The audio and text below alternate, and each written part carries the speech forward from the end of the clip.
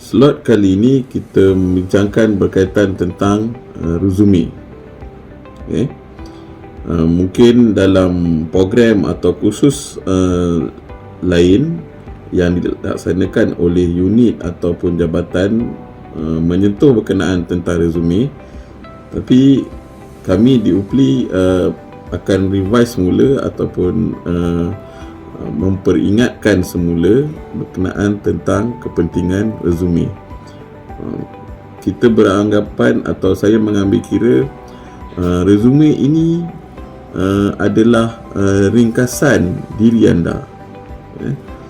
Pihak majikan melihat anda ataupun mengetahui diri anda dengan resume. Dia tak tengok dia belum nampak anda, belum bertemu dengan anda, tetapi resume anda telah pun bertemu dengan majikan-majikan. Jadi jika penampilan ataupun resume anda tu tidak bagus, tidak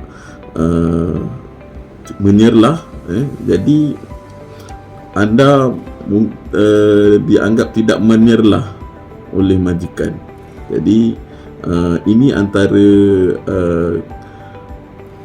kenapa banyak firma tidak mengambil pelajar politeknik, kerana resume yang tidak menarik, yang tidak attract dia, okay? Tidak menyerlah, bersinar di mata para majikan. Jadi kita akan lihat, okay? Baik, apa itu resume? Resume adalah satu perantara bertulis yang mengandungi maklumat peribadi, kelayakan akademik, kebolehan anda dan pengalaman bekerja. Dan cara penyampaian hendaklah ringkas, padat dan menarik. Sebaik-baiknya resume, kalau saya suka resume yang sehelai je, cukup untuk menyatakan semua. Okay? Baik, kalau terlebih dua pun mungkin okey lah, 1-2 boleh terima. Tapi kalau 3 muka surat masuk ke 4 muka surat, bagi saya itu bukan satu resume. Okay? Baik, apa dia pula CV ataupun curriculum vitae kan? Ia adalah lebih terperinci, lebih detail. Selalunya CV ni kalau majikan mula berminat dengan awak punya resume, dia nak tahu lebih detail, dia tak nak panggil awak dulu untuk interview. Jadi selalunya kadang dia minta CV awak pula. Okey. Tapi CV pun tak boleh nak terlalu banyak sangat muka surat tu. Okey. 3 muka surat okey lah. Okey. Dalam CV dia mengandungi maklumat peribadi, latar belakang akademik, kemahiran, penerbitan, jika anda ada terbitkan buku, projek, anugerah-anugerah yang anda dapat, kajian-kajian dan serta pengalaman yang lebih terperinci dan lebih panjang. Maksudnya kalau selama ni mungkin pengalaman bekerja, kata di Tesco saja, contoh macam tu, sebagai dalam kamu punya resume bagi tahu sebagai cashier kan. Jadi seterusnya bila di CV dia lebih detail daripada tahun bila ke tahun bila, siapa supervisor anda, begitulah. Okey. Baik, bagi pelajar LI, UPLI, UPLI tidak menetapkan satu format khas apa dia resume yang kami terima, ataupun yang bagi kami yang terbaik. Terpulang pada anda untuk menghasilkan satu resume yang mantap lah, yang terbaik untuk anda. Okey. Jadi anda boleh dapatkan contoh-contoh template resume ni di internet, dari jabatan, okey, ataupun daripada senior-senior awak, bagaimana mereka menghasilkan resume yang baik. Okey. Baik, ini adalah contoh template resume. Okey. secara umumnya dia lebih kurang macam ni lah. Okay. Ni apabila pelajar telah mengisi, jika kita lihat resume yang wajib, ada gambar, ada alamat, ada latar belakang pendidikan, skill yang ada, reference, extra curriculum dan perkara-perkara wajib disentuh di sini. Okey. Baik, styling ataupun format resume, kalau dulu tak ada, langsung tak ada color kan, hitam putih saja. Resume sekarang perlu ada warna-warna, tapi jangan terlalu over sangat. 3-4 warna dalam resume awak tu cukup. Background katalah warna gelap biru macam tu, diselangi dengan warna-warna lain, tapi jangan terlalu warna-warni sangat. Itu dah melampau. Tetapi jika anda mohon resume untuk contohnya graphic design ataupun yang membabitkan kerja-kerja grafik, yang dia nak tengok kemahiran anda dalam menyediakan satu graphic design yang cantik, jadi kat situ resume anda khas untuk tugas tu. Tapi kalau anda bukan anda tidak mohon pekerjaan graphic design, jadi biarlah anda punya resume tu standard, tetapi dia menarik. Okay. Ini contohnya. Baik, seterusnya, ini satu contoh sampel template design. Dia tidak menggunakan warna yang terlalu banyak, simple je. Okay. Maklumat semua lengkap, gambar yang digunakan juga jelas, straightforward, tahu nama dia dan apa yang dipohon. Okay, mari kita lihat contoh-contoh resume yang tidak sesuai. Baik, pada ketika ini, masa sebelum ni, tahun-tahun yang lepas, penggunaan resume yang menggunakan scale atau menggunakan skala, ada 5 bintang lah, ada dia punya skala-skala yang menunjukkan penguasaan tu semua digunakan. Tapi kini ramai industri yang tidak berminat dengan resume yang menggunakan skala. Jadi nasihat saya, jangan gunakan skala. Mungkin majikan tidak faham pasal skala anda selalunya tiada petunjuk. Okey. Bila 5 penuh tu maksudnya apa? Jika skalanya tu kata 4 daripada 5 bintang, apa maksudnya kat situ? Jadi mungkin majikan nampak maklumat tu tidak lengkap. Okey. Jadi pada ketika sekarang, resume yang menggunakan skala jangan gunakan. Kami tidak galakkan lah. Okay, kalau dia contoh dalam penggunaan bahasa, anda menguasai, tulis je menguasai. Okay. Mahir, terus tulis macam tu. Okay, kata contohnya bahasa Melayu mahir, bahasa Inggeris menguasai, cukup dengan macam tu. Okay. Ini lagi satu contoh yang menggunakan skala. Jadi jangan gunakan skala macam ni, tidak sesuai. Contoh kalau skill, professional skill, anda mahir dalam Illustrator, dalam Photoshop, terus dia tulis mahir. Okay, mahir dalam Photoshop, mahir dalam Illustrator, terus dia macam tu. Okay. Ini contoh lagi yang tidak sesuai. Okay, jangan menggunakan bintang, skala-skala ni. Okay, pasal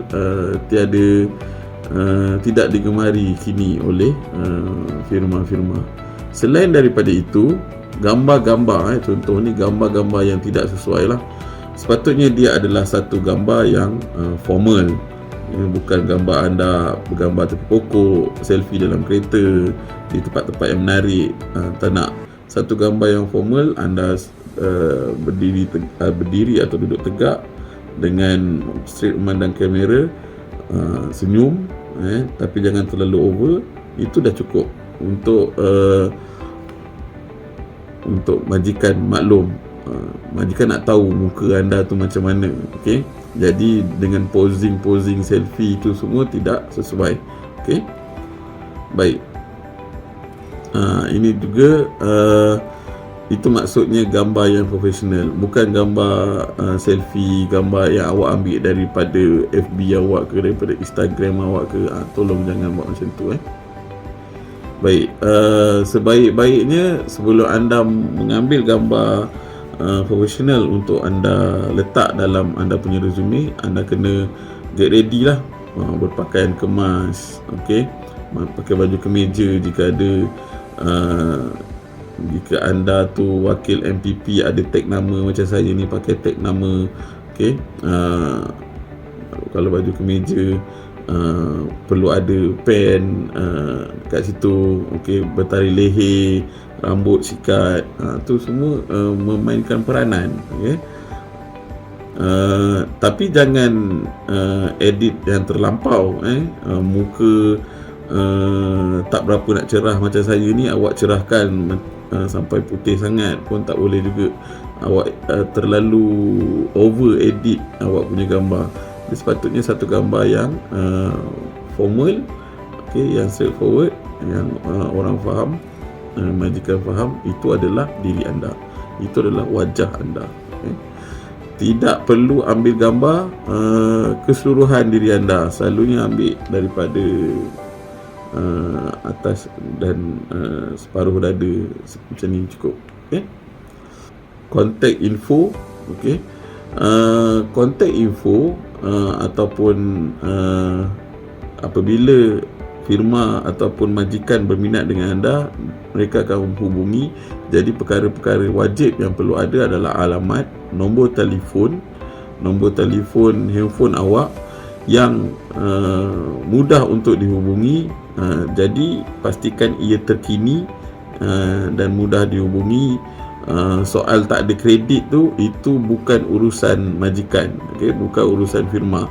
Anda mohon LI di firma-firma ni, anda kena get ready, anda akan ditelefon. Ataupun apabila ada juga anda kena menggunakan data yang lebih banyak, anda kena hubungi fixed line ataupun telefon pejabat di firma-firma ni. Anda tak boleh call bagi tahu pada firma, cik call baliklah, saya tak ada kredit. Tu tak boleh. Firma tak nak tahu awak tu ada kredit ke tak nak, ada kredit ke tak ada kredit. Pandai-pandailah awak cari kredit awak tu. Maknanya bila anda boleh hubungi dia ataupun dia boleh hubungi anda, jadi soal komunikasi tu, nombor telefon anda tu tiada masalah. Okay? Pasal apabila mungkin firma berminat dengan awak, tapi bila anda tu sukar sangat nak dihubungi ataupun tak ada kredit ke, payah sangat macam mana, majikan akan fikir cari orang lain lah. Orang lain lebih memerlukan nak LI di situ. Jadi bagi saya, jangan, ataupun get ready lah, perlengkapkanlah diri dengan awak punya phone tu dengan kredit, line internet yang baik, kan. Pastikan handphone tidak rosak, tu semua tu perlu. Okey, pasal sepatutnya bila anda mohon di mana-mana firma yang nak awak nak LI kat situ, dalam tempoh 2 minggu tu adalah tempoh untuk firma hubungi awak. Dan awak sepatutnya dalam tempoh 2 minggu tu juga awak boleh follow up. Jadi nak follow up, kalau dekat dengan rumah bolehlah jalan kaki bertanya, tapi jika jauh anda perlu hubungi, call. Okay, jadi keperluan telefon awak dalam keadaan baik, ada kredit. Okay. Kemudian email. Okay, email, kalau selama ni anda tiada email yang rasmi, email awak tu katalah membesar sebagai Johan @ Yahoo ke apa semua tu, maknanya nama email awak tu email yang pelik-pelik kan, lelaki kacak @gmail, ataupun selalu apa, kalau pelajar perempuannya tu apa, cute face ke apa macam tu kan. So email macam tu tak nak, tak boleh. Okey, kalau awak tak ada email yang rasmi, kena wujudkan satu email yang rasmi. Email rasmi sepatutnya dia mengandungi nama awak, singkatan nama awak, cukup macam tu. Okey, ataupun kalau nak letak nombor pun tak banyak kan. Contoh macam email saya ramzantoha@gmail.com. Okey, ramzantoha@gmail.com. So itu adalah email rasmi saya. Jadi segala urusan yang berkaitan urusan rasmi, kerja ke, yang berkaitan tentang yang keperluan kita yang rasmi, gunakan email tu. Kalau nak letak email yang tak rasmi, guna untuk urusan yang tak rasmi. Nak letak dekat Facebook ke, tu guna email yang sebelum ni, yang awak tak ada email rasmi, gunalah lelaki kacak @gmail ke, cute face 2020 ke apa, itu bukan rasmi punya. Nak letak dalam resume, kena ada email rasmi. Jadi nak dapat satu resume yang satu muka ni, simple satu muka tu, banyak benda awak nak kena settlekan. Handphone awak tadi, ni kali ni email yang rasmi. Kalau nama awak tu contoh Siti Syuhada macam tu, S Syuhada, okey, cukup kan. Atau Syuhada Adnan @gmail, cukup. Okey, kalau katalah anda nak letak nombor pun, letak belakang nombor tarikh lahir awak 14/5, cukup. Jangan letak yang bukan-bukan, Naruto ke kan, Naruto apa tu, tak nak. Dia mesti satu email yang rasmi, iaitu singkatan nama awak. Okey, baik. LinkedIn kalau ada, okey, dan Facebook. Tapi selalunya pelajar zaman-zaman awak sekarang ni tak ada Facebook, jadi tak perlulah letak Facebook. Instagram pun kalau ia bukan satu Instagram atau tweet yang rasmi, benda kat dalam Instagram ataupun dalam tweet awak tu yang cacah merbah, tak payah letak. Okey, just letak alamat, nombor telefon, email, cukup. Okey, yang Facebook ke apa tu yang personal, jangan letak. Dia bukannya awak nak mencari jodoh ke, ataupun nak menambah kawan, bukan. Ini awak nak cari tempat LI. Jadi kalau benda-benda yang personal, yang rasa tak perlu letak, jangan letak. Okey, baik. Kita lihat tadi tu kontak. Okey, seterusnya font, font yang digunakan. Okey, di sini nyatakan font-font yang selalu kita guna. Okey, contohnya Calibri, Cambria, Georgia, Tahoma, ni sesuai. Okey, yang tak berapa sesuai ataupun sekarang dah mula kurang orang guna, ni antara resume font-font, pilihan font-font yang tidak sesuai. Contoh macam Comic Sans, tidak digalakkan menggunakan font jenis Comic Sans sebagai font untuk resume. Okey, ikut je lah, stick pada apa yang telah diberikan. Seterusnya warna. Jangan memilih warna resume. Awak boleh ada percampuran warna dalam resume awak. Kalau hitam putih saja nampak bosan sangat. Jadi biarlah ada keceriaan tu sikit, nampak profesional. Tapi jangan menggunakan warna-warna yang striking lah. Hijau striking, kuning, pink. Walaupun anda suka pink, tapi guna warna-warna yang gelap dan warna-warna yang profesional lah. Contoh macam navy blue, dark blue, maroon, hijau, hijau pekat macam tu. Okay. Ini contoh. Okay. Satu lagi, kalau kita perasan, jangan ambil themes ataupun jangan ambil tema resume yang gelap. Okay. Ambillah resume yang temanya tu cerah. Okay. Kalau nak gelap pun sikit lah. Ia sebagai ada kontra, background gelap, tulisan tu terang. Kerana apa? Selalunya kalau majikan tu rajin, dia akan print dengan warna awak punya resume tu, awak hantar soft copy, katalah by email.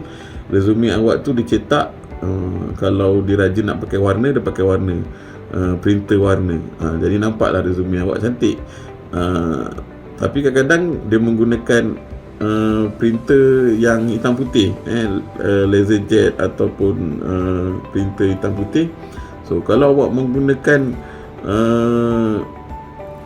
resume yang backgroundnya yang keseluruhannya hitam, kita khawatir tulisan awak tu nanti tidak jelas. Satu lagi, resume awak ni mungkin akan di photo state berulang kali untuk mungkin dia nak serahkan kepada unit ataupun jabatan yang nak mengambil awak bekerja tu. Jadi pastikan awak punya resume tu bila dia mesra di photo state berkali-kali. Okey. Itu maksudnya. Kadang ada resume yang bila photo state atau print hitam putih, dia tak nampak detail awak tu. Tulisan terlalu kecil ke, okey, ataupun terlalu padat sangat, tak ada ruang antara, kalau awak buat resume tu penuh dengan perkataan, tak ada ruang sikit. Pasal selalunya bila orang photo state awak punya tu, dia ada mengecil sedikit, jadi nanti takut detail awak tu terhilang, kat situ. Jadi jangan, kalau buat resume yang baik, jangan maksimumkan ruang yang ada tu. Maksudnya ada kelegaan, ada ruang spacing kat tepi tu, dia punya tu. Jadi macam saya maklumkan, jangan menggunakan tema yang gelap, gunakan resume yang cerah dan mesra untuk dicetak photostat berkali-kali. So objektif dalam resume terus nyatakan, contoh seeking an internship ataupun nak menjalankan latihan industri di tempat firma ni lah. Nyatakan, jangan tak nyatakan apa keperluan awak tu. Resume kosong je, kita tak nak resume yang kosong je. Resume yang kosong maksudnya satu resume lengkap dengan detail awak, tapi tak nyatakan apa kehendak awak. Itu menunjukkan anda tu malas. Anda tu macam ada satu resume yang simple, tapi guna pakai untuk semua. Tak boleh lah macam tu. Ada dekat situ, biar ada ruang untuk menyatakan kehendak awak. Contoh ingin menjalani latihan industri di tempat cik, macam itulah.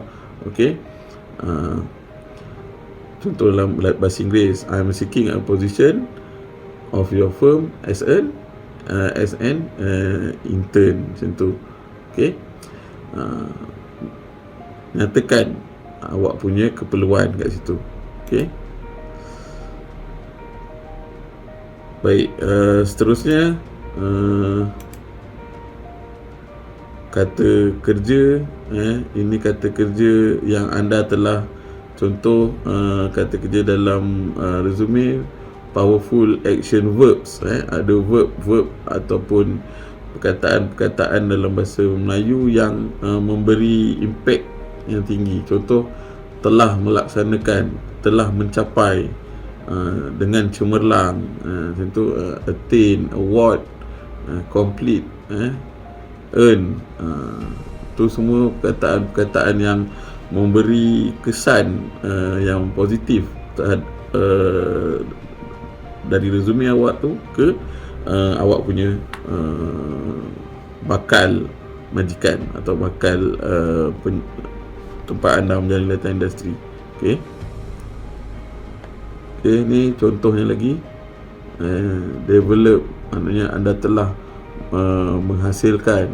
Okey, install, perkataan selalunya bila work experience ataupun pengalaman bekerja, kalau dalam bahasa Melayu telahlah banyak penggunaan telah menjalani, telah melaksanakan. Tapi kalau dalam bahasa Inggeris kena ada past tense je lah. Okay, dah support, develop, okay, lain-lain yang berkaitan. Okay, digalakkan menggunakan bullet point. Okay, maksud bullet point titik-titik, point-point sajalah. Okay, jangan dalam bentuk karangan. Okay, dan mestilah konsisten. Contoh, kalau awak guna titik bulat, guna titik bulat, dot. Kalau guna 4 segi, semua guna 4 segi. Hobi, cerita pasal hobi. Kalau tak perlu, jangan letak. Tapi hobi ni pun main peranan juga. Tapi awak kena nyatakan kat situ hobi awak tu menjurus kepada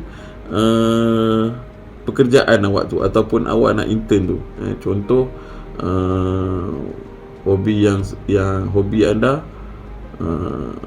bermain bola sepak, tapi bermain bola sepak, bermain bola keranjang macam tu. Tapi kat situ yang penting adalah semangat kesukanan atau teamwork. Sukan berkumpulan, contoh bola sepak, sukan yang menguji minda, contoh anda berminat main chess macam tu. Okay, hobi yang tidak sesuai macam watching television, tengok TV je, so itu macam tak ada hobi pula awak ni. Okay, baik. Contoh, kalau sekarang ni anda minat dalam gaming, contoh anda minat game, okay, anda main sampai peringkat kebangsaan, jadi gamers yang terkenal, okay, boleh tak letaklah resume? Boleh jika dia ada keperluan.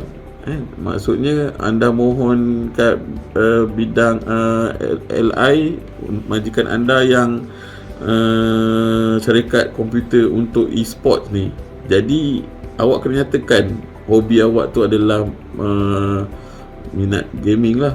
So maksudnya kalau awak main PUBG, nyatakan PUBG Mobile Legend awak dah sampai ke peringkat mana. Okay, tapi kalau macam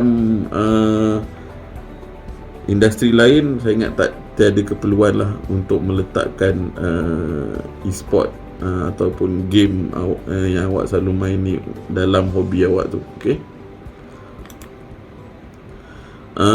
turutan dalam awak punya tahap pendidikan atau pengalaman bekerja tu semua perlu betul. Maksudnya yang paling latest letak di atas. Contoh, dalam pendidikan, okay, pendidikan awak nyatakan, so bermula daripada SPM. Katalah awak, selalunya kita bermula dengan SPM tahun bila dengan resultnya. Kemudian katalah anda sekarang ni diploma, so 2 tu. Okay, jangan bermula daripada tadika. Okay, selalunya kita bermula resume apa semua, kita bermula daripada SPM.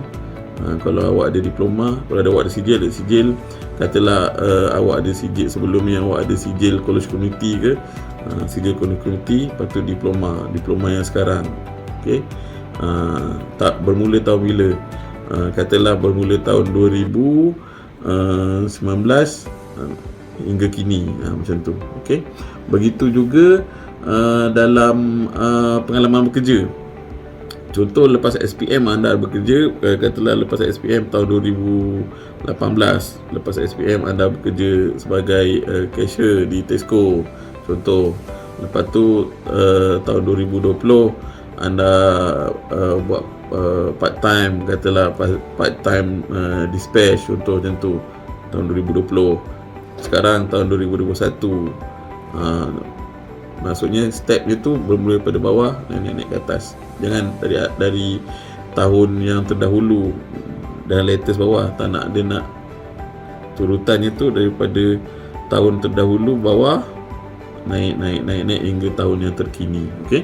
Jadi resume sepatutnya anda perlu update, okay? Anda perlu perkemaskan setiap tahun. Contoh, katalah nanti anda mohon pekerjaan tahun 2021 punya resume, masuk tahun 2022 awak tak boleh guna resume yang sama, awak kena ubah suai sikit. Okay? Pasal tahunnya tu mungkin berubah, yang ada dalam tu. Okey. Mungkin ada alamat-alamat yang berubah. Okey, pengalaman bekerja, contoh 6 tahun bekerja sebagai apa tu, ataupun tempoh pengajian anda tu dah berubah lah bila tahun tu berubah sama.